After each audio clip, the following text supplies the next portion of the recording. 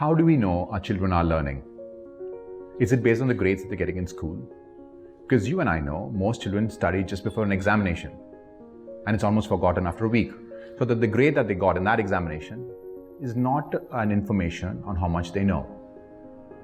How do we get our children to learn for the sake of learning? How do we get them to understand what are they doing now, what they do now has an impact on their future? How do we do this? I've come across two books that provide this valuable information. The first book is A Growth Mindset and the second book is A Nature Shock. Both these books agree on one thing, that is that we should not praise talent, intelligence, ability and so on. Instead, we should praise effort, strategy and process. What I mean by this, I'll give you an example.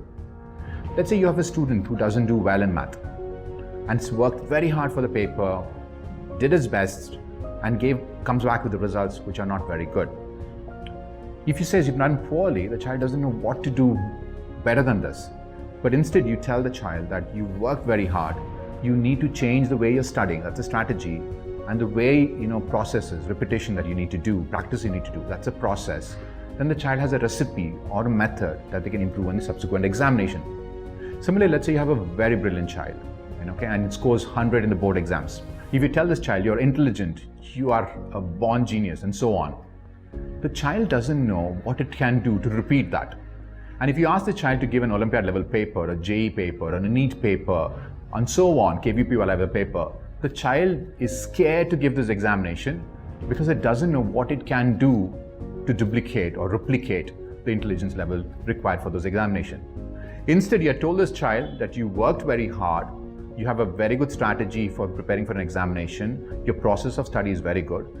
He or she knows that I can use these things to prepare for the Olympiad level papers, the NEET level papers, JEE level papers, or any papers that you can want to give. So we need to realize that whatever is praised, appreciated, looked upon, gets repeated. So if you tell the child that efforts are appreciated, process is appreciated, strategy is appreciated, they tend to repeat it. And that is what we want. And then they will learn for the sake of learning. There's one more thing that I got away from this book, and it's very important, is the power of yet. So let's say you have a child who's struggling with mathematics. And you tell them, you're struggling today, but one day you won't. The power of yet. Let me explain this to you.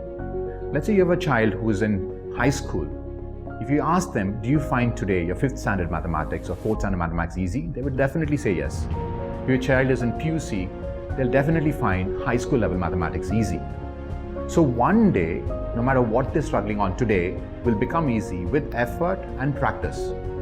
So if they're struggling in mathematics today, I cannot figure this out, they have to add yet. I cannot do this today, yet. By saying these words, you're changing the mindset from a fixed mindset to a growth mindset. What is a fixed mindset? A person who thinks he cannot change. I don't like challenges, I'm either good at this or not, don't give me feedback, I cannot improve, this is not for me, and so on. What's a growth mindset? Is a person who thinks that if challenges makes me better, failure is an opportunity to grow, feedback helps me where I can improve on, and so on. So we generally think only students have a fixed mindset, but that's not true. As parents, we have fixed mindsets, teachers have fixed mindset.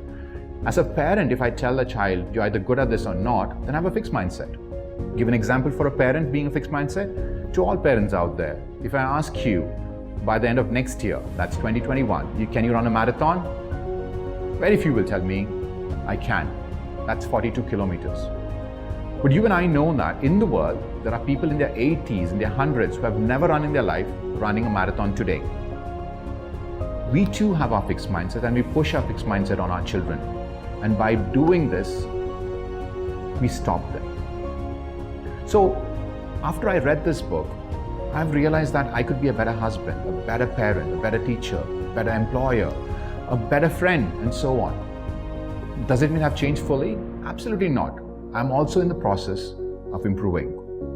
So no matter who you are who's listening to this video, you can change and you can improve and you can achieve what you want, provided you take on a growth mindset.